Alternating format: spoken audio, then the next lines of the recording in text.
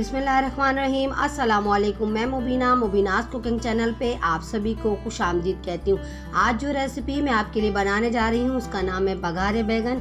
यह हैदराबाद की बहुत ही मशहूर रेसिपी है और बहुत ही सिंपल है और आसान है। इसको मेरे स्टाइल से बनाइए। ये मैं अपनी बहुत ही प्यारी बहन उनकी फरमाइश के ऊपर आपके लिए बनाने जा रही हूँ। इसको बनाने के लिए हमें जो चीज़ें चाहिए हम उसको नोट कर लेते हैं।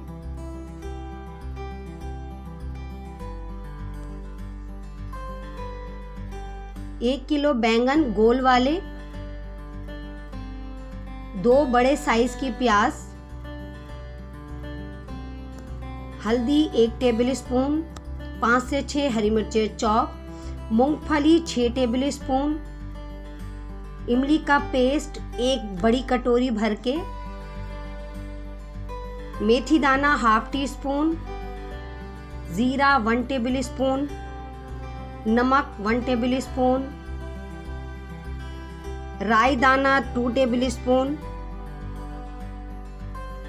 लाल मिर्चें 1.5 टेबल स्पून, तिल 6 टेबल स्पून और धनिया 1 टेबल स्पून, 2 टेबल स्पून लहसुन अदरक का पेस्ट, कड़ी पत्ते 20 से 25 अदद और नारियल 1 साइज दरमियाना साइज का जिसको मैंने बारीक स्लाइस में काट लिया है और हरा धनिया। इसको बनाना स्टार्ट करते हैं। सबसे पहले मैं जीरा, राई दाना, साबुत धनिया, मूंगफली, मेथी दाना और तिल और नारियल जो मैंने ½ कटोरी लिया, इन तमाम मसालों को पहले मैंने हल्का हल्का तवे पे भून लिया था। अब इसको छोटे मिक्सी जार में डाल के मैं पीस लूँगी। देखिए मैंने मसाला पीस लिया है।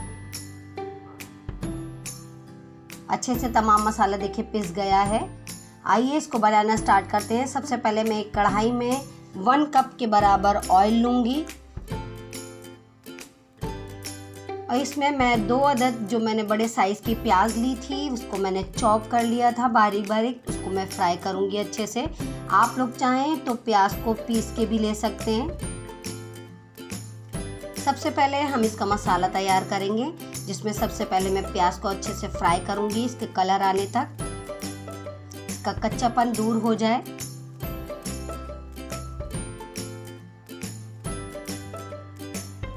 देखिए प्याज थोड़ी थोड़ी फ्राई होने लग गई है।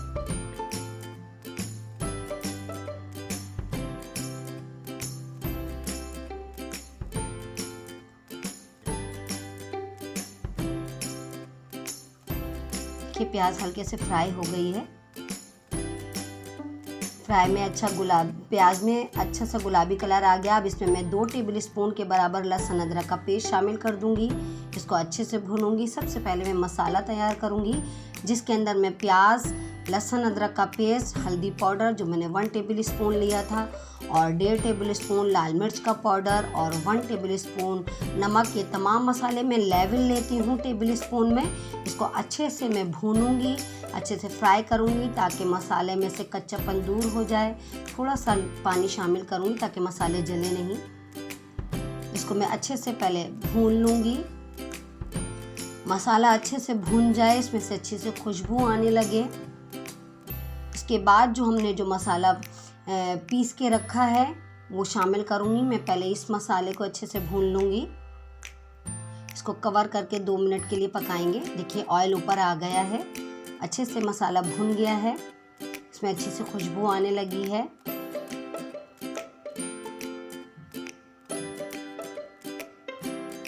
अब इसके अंदर मैंने तमाम वो मसाला शामिल कर दिया जो मैंने पीसा था। इसमें थोड़ा हम पानी शामिल करेंगे ताकि ये जले नहीं, क्योंकि ये मसाला जल्दी से लगने लग जाता है। इस वजह से इसमें थोड़ा थोड़ा पानी शामिल करते जाएंगे और अच्छे से इसको मैं भूनते जाऊंगी।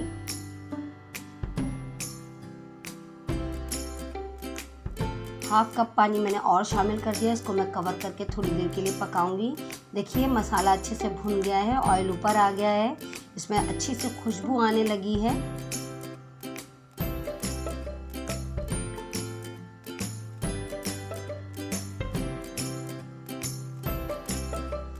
प्याज भी इसमें जो मैंने चॉप करके डाली थी, देखिए मसाले में अच्छे से शामिल हो गई है। आपको कहीं भी प्याज खड़ी खड़ी नज़र नहीं आएगी। अच्छा सा मसाला मैं पहले इसका तैयार कर लूँगी ताकि तमाम मसाले में जो कच्चापन है वो दूर हो जाए, इसमें खुशबू आने लगे। देखिए अच्छे से अब और मसाला फ्राई हो गया है। अब इस मसाले को मैं थोड़ा सा एक बॉल में निकाल लूँगी आधा, क्योंकि मैं इसको बैंगन के अंदर मसाले को भरूँगी। इसमें थोड़ा सा पानी मैंने और शामिल कर दिया ताकि ये जले नहीं। देखिए मैंने बैंगन के तमाम छिलके उतार लिए थे। अब इसको मैं बीच से कट लगा के खोल लूँगी। देखिए मैंने ये भी इस तरह भी करा है। बैंगन को बीच से 2 स्लाइस करके भी आप मसाले में डाल के इस तरीके से भी पका सकते हैं। और अगर आप चाहें तो मसाले को इस तरह, जिस तरह मैं पका रही हूँ कि मसाले के अंदर इसको कट लगा के बैंगन के अंदर मसाला इसके अंदर भर के मैं पकाऊंगी।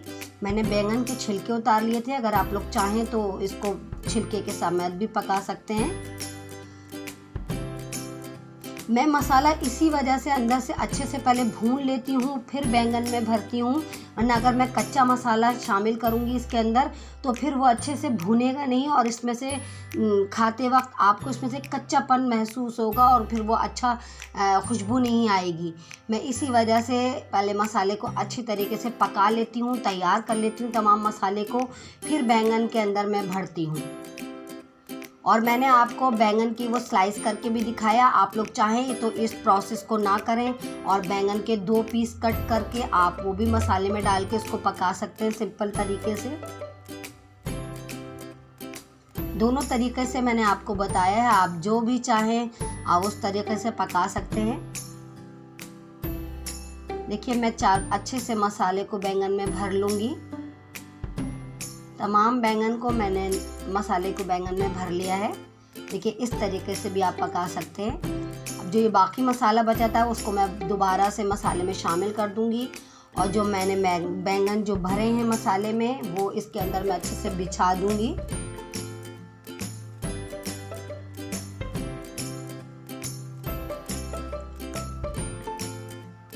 अच्छे से मिक्स करके इसको मैं थोड़ी सी देर के लिए कवर करके पकाऊंगी।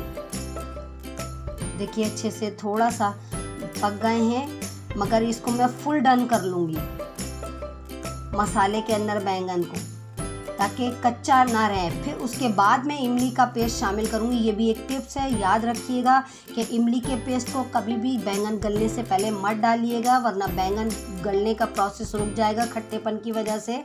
देखिए बैंगन अच्छे से गल गए हैं। अब इस स्टेज के ऊपर मैं इमली का पल्प शामिल कर दूंगी। मैंने 1 कटोरी भर के इमली का पल्प लिया था। अब मैं इसको कवर करके थोड़ी सी देर के लिए और पकाऊंगी। मैं कड़ी पत्ते अभी शामिल कर दूंगी इसके अंदर 20 से 25 अदद। अब मैं इसको कवर करके पकाऊंगी। देखिए मसाला अच्छे से भुन गया है, बैंगन अच्छे से गल गए हैं, इमली का पेस्ट भी इसमें अच्छे से शामिल हो गया है। अब मैं इसको बंद कर दूंगी। इसके अंदर मैं हरी मिर्चें चॉप करके और हरा धनिया चॉप शामिल कर दूंगी। मेरी रेसिपी बिल्कुल फुल डन हो चुकी है। बघारे बैंगन बिल्कुल तैयार हो चुके हैं। अगर आपको मेरी रेसिपी पसंद आए तो मेरे चैनल को ज़रूर सब्सक्राइब करिएगा। बेल आइकन को दबाना हरगिज़ मत भूलिएगा, ताकि हर आने वाली रेसिपी सबसे पहले आपको पहुंचे। और ये बिल्कुल फ्री है। मुझे इंस्टाग्राम पे फॉलो करिए और मुझे कमेंट्स बॉक्स में ज़रूर कमेंट्स करके बताया करिए कि आपको मेरी बनाई हुई रेसिपी कैसी लगती है। मेरे तरीके से इसको पकाइए। ये बहुत ही सिंपल और मज़ेदार रेसिपी है और हैदराबाद की बहुत ही फेमस रेसिपी है। और मुझे ज़रूर बताइएगा कि आपको मेरी बनाई हुई रेसिपी कैसी लगती है। इसको आप रोटी के साथ, चावल के साथ, दोनों के साथ सर्व कर सकते हैं। Thanks for watching. अल्लाह हाफिज़।